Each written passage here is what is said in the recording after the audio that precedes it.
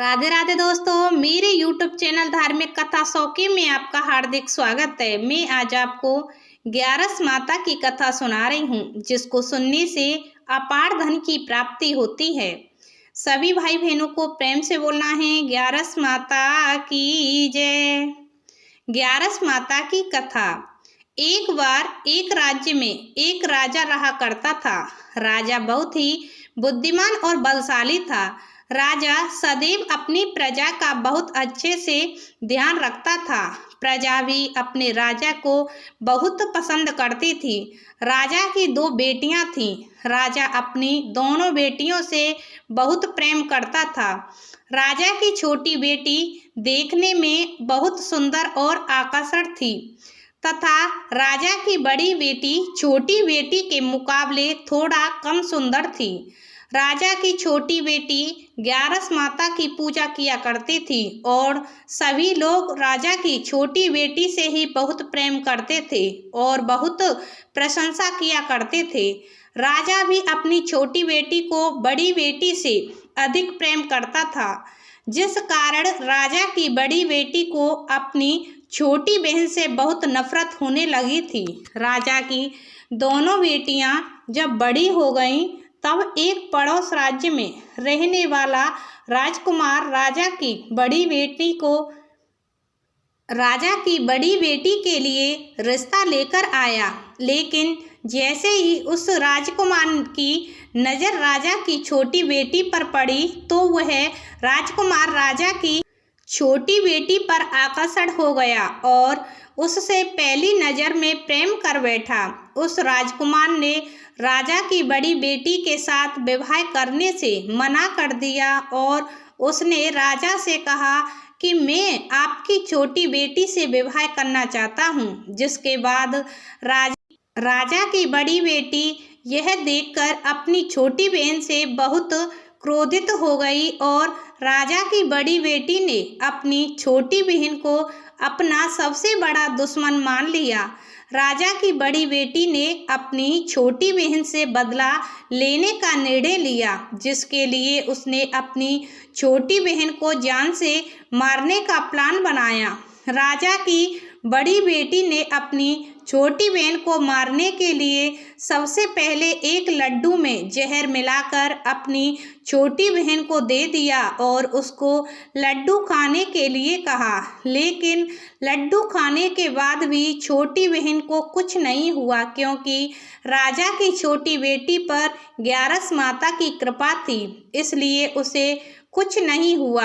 बड़ी बहन यह देखकर बहुत आश्चर्यचकित हो गई, लेकिन बड़ी बहन ने हार नहीं मानी और उसने जब रात में छोटी बहन अपने कमरे में सो रही थी, तब एक मटके में सांप रखकर उसे कमरे में छोड़ दिया। लेकिन सांप भी छोटी बहन का कुछ नहीं कर पाया। जिसके बाद बड़ी बहन ने अपनी छोटी बहन से कहा कि चलो हम लोग कुएं में से पानी भरकर लाते हैं। जिसके लिए वह अपनी छोटी बहन को तब भी कुछ नहीं हुआ, जिसके लिए वह अपनी छोटी बहन को पानी भरने के बहाने कुएं के पास ले गई और उसने अपनी छोटी बहन को कुएं में धक्का दे दिया। लेकिन छोटी बहन को तब भी कुछ नहीं हुआ, क्योंकि हर बार 11 माता उसकी रक्षा कर रही थीं और उधर बड़ी बहन अपने सारे प्रयासों के बाद असफल हो रही थी, जिससे वह बहुत क्रोधित होती जा रही थी। फिर उसने अपनी छोटी बहन के पास जाकर उससे खुद ही पूछा कि मेरी छोटी बहन, तुमको पता है भगवान ने सबकी मृत्यु एक निश्चित समय पर लिखी हुई है और कैसे तुम्हारी मृत्यु होगी, क्या यह तुम जानती हो? तब छोटी बहन ने अपनी बड़ी बहन को बताया कि हाँ, मैं जानती हूँ मेरी मृत्यु कैसे होगी। छोटी बहन से यह सुनकर बड़ी बहन मन ही मन बहुत प्रसन्न होने लगी और उसने अपनी छोटी बहन से कहा कि तो मुझे अपनी मृत्यु का राज बताओ। छोटी बहन ने अपनी बड़ी बहन से कहा कि मेरी मृत्यु तो एक तोते में है। जो तोते के गले में एक हार है, उससे मेरी मृत्यु होगी।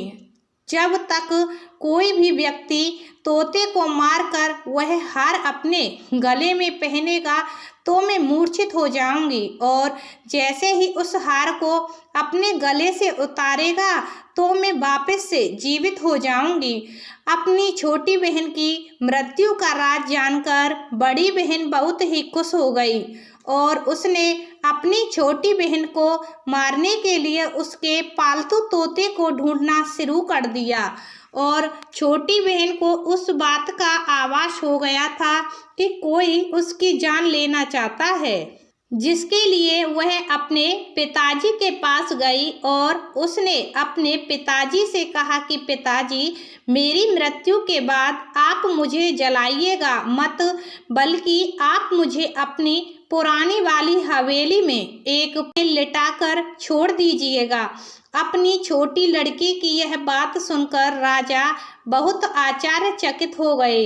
राजा ने अपनी छोटी बेटी से पूछा, बेटी तुम क्या कह रही हो? तब राजा की छोटी बेटी ने बताया, पिताजी, समय किसी के लिए नहीं रुका है, कब क्या हो जाए किसी को कुछ पता नहीं है। और फिर राजा ने अपनी छोटी बेटी से कहा कि तुम ऐसी बातें क्यों कर रही हो? 2-3 दिन में तो तुम्हारा विवाह है। लेकिन छोटी बेटी ने अपने पिताजी को ऐसा करने पर मजबूर कर दिया, उनसे वचन ले लिया। राजा ने भी अपनी छोटी बेटी की बात स्वीकार कर ली और 2-3 दिनों के बाद जब शादी का समय आया तब राजकुमार बारात लेकर राजा के घर आया। राजकुमार और राजा की छोटी बेटी का विवाह शुरू हो गया। जैसे ही राजा की छोटी बेटी ने राजकुमार के साथ फेरा लेना शुरू कर दिया तो उसकी बड़ी बहन अपनी छोटी बहन के कमरे में जाकर उसके तोते को पकड़ लिया और उसको जान से मार दिया। तोते के गले में जो हार था उसको अपने गले में धारण कर लिया। जैसे ही बड़ी बहन ने उस हार को अपने गले में धारण किया तो उधर छोटी बहन 3.5 ही फेरे ले पाई और वहीं पर बेहोश होकर गिर गई। जिसके बाद राजा ने बड़े बड़े वैद्यों को बुलवाया और अपनी छोटी बेटी का इलाज कराने के लिए कहा। राजा की बात सुनकर वैद्य ने छोटी बेटी को जब चेक किया तो राजा को बताया कि आपकी छोटी बेटी ना तो जीवित है और ना ही मरी हुई है। यह मैं ऐसा पहली बार देख रहा हूँ। राजा ने वैद्य को यह बात बाहर बताने से मना कर दिया और उनको कहा कि अगर तुमने यह बात किसी को बाहर बताई तो हम तुम्हें फांसी दे देंगे। राजा ने अपनी छोटी बेटी को पुराने महल में जाकर एक पलंग में लिटा दिया और वहां पर कुछ सैनिक को तैनात कर दिया। वापस अपने महल पर आ गया। राजा की बड़ी बेटी अपने पिताजी के पास आई और कहने लगी, पिताजी, अगर यह शादी संपन्न नहीं हुई तो आपकी इज्जत का क्या होगा?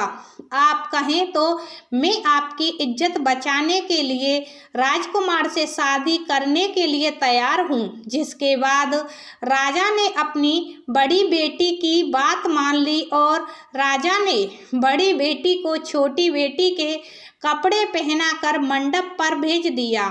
लेकिन राजकुमार यह जान गया कि यह राजा की छोटी बेटी नहीं है, बल्कि यह राजा की बड़ी बेटी है। लेकिन जब राजकुमार ने शादी करने से मना किया तो सभी लोगों ने राजकुमार को विवश करके राजा की बड़ी बेटी से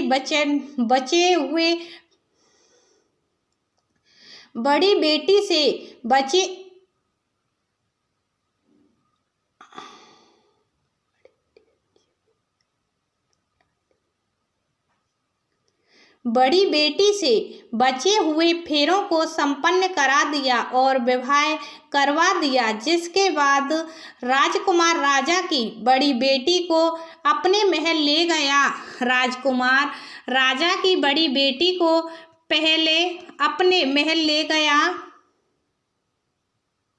राजकुमार राजा की बड़ी बेटी से ना तो बात करता था और न ही उसको पसंद करता था और ना ही उसके आसपास भटकता था, और राजकुमार ने यह फैसला लिया था कि वह अपनी प्रेमिका को ढूंढ कर रहेगा, यह जानकर रहेगा कि उसके साथ क्या हुआ है। एक दिन राजकुमार अपने घोड़े पर सवार होकर राजा के पुराने महल के पास पहुंच गया, जहां पर उसने कुछ सैनिकों को देखा। महल के पास पहुंचकर राजकुमार ने जब महल को ध्यान से देखा तो वह समझ गया कि यह तो हमारे ससुर जी का महल है। तब राजकुमार ने सैनिकों से पूछा, तुम लोग यहाँ क्या कर रहे हो और इस महल के अंदर उस पलंग में कौन लेटा है।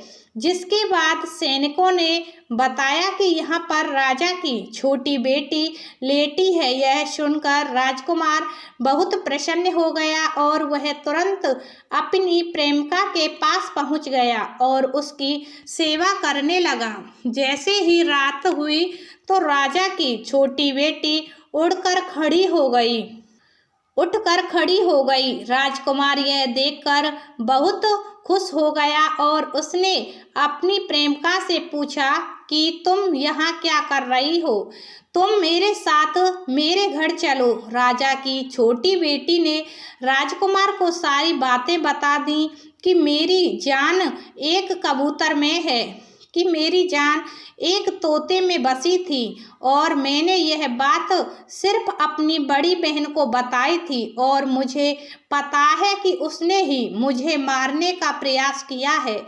उसके पास एक हार है जिसको वह सुबह पहन लेती है और रात को उतार देती है। जब तक वह हार को पहन के रहती है तब तक मैं मूर्छित रहती हूँ, और जैसे ही वह हार को उतार देती है तो मैं जीवित हो जाती हूँ, और जब तक मेरी बड़ी बहन के पास वह हार है तब तक मैं ऐसे ही जीवित और मूर्छित होती रहूँगी। अगर मेरी बड़ी बहन के पास जो हार है वह मेरे हाथ में लग जाए तो मैं हमेशा के लिए जीवित हो जाऊंगी।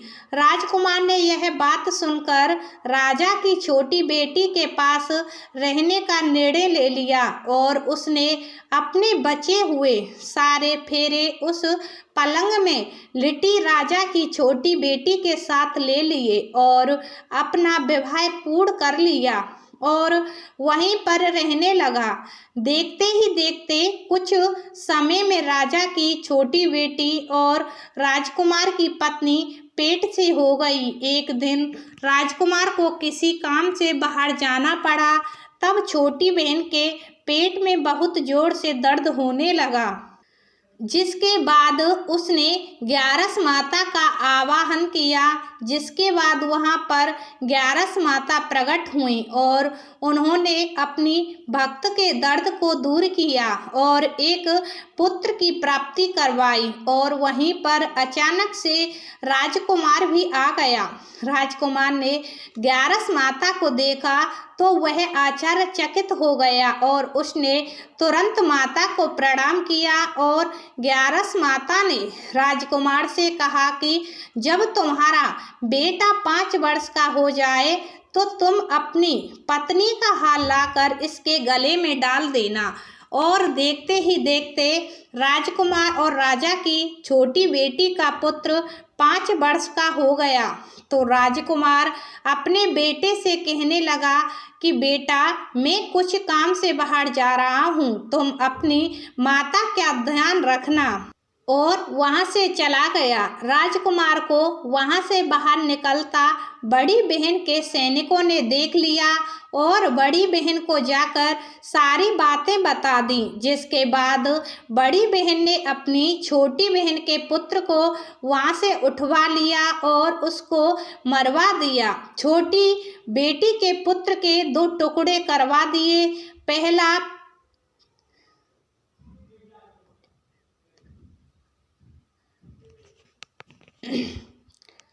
पहला टुकड़ा चक्की के पास छिपा दिया और दूसरा टुकड़ा अपने पलंग के नीचे रख दिया। अब ग्यारस माता भिखारी का रूप लेकर आई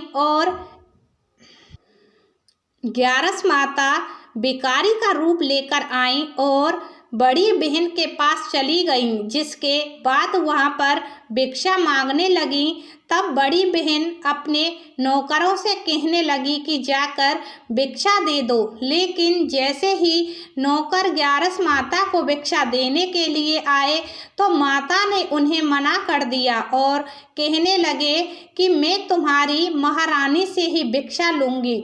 जिसके बाद बड़ी बहन स्वयं ही भिक्षा देने के लिए माता के पास आई। तब माता एक बिल्ली का रूप धारण करके उसके कमरे में घुस गईं और वहां पर छोटी बेटी के पुत्र के दोनों टुकड़ों को आपस में जोड़ दिया और उसे जीवित कर दिया और वहां से ले आईं और राजा की छोटी बेटी के पास पहुंचाकर वापस लौट गईं। राजकुमार अपने बेटे को लेकर अपनी पत्नी के पास गया, यानी राजा की बड़ी बेटी के पास गया और उसे कहने लगा कि तुम इसका ध्यान रखना। अगर तुम इस बच्चे का अच्छे से ध्यान रखोगी तो मैं तुमसे बात करूँगा। एक दिन राजकुमार अपने बच्चे से कहने लगा कि तुम माँ से उनके गले का हार मांग लो। जिसके बाद राजकुमार का लड़का अपनी माँ के पास गया, यानी राजा की बड़ी बेटी के पास गया और कहने लगा कि माँ, मुझे तुम्हारा हार चाहिए जो तुमने गले में पहन रखा है।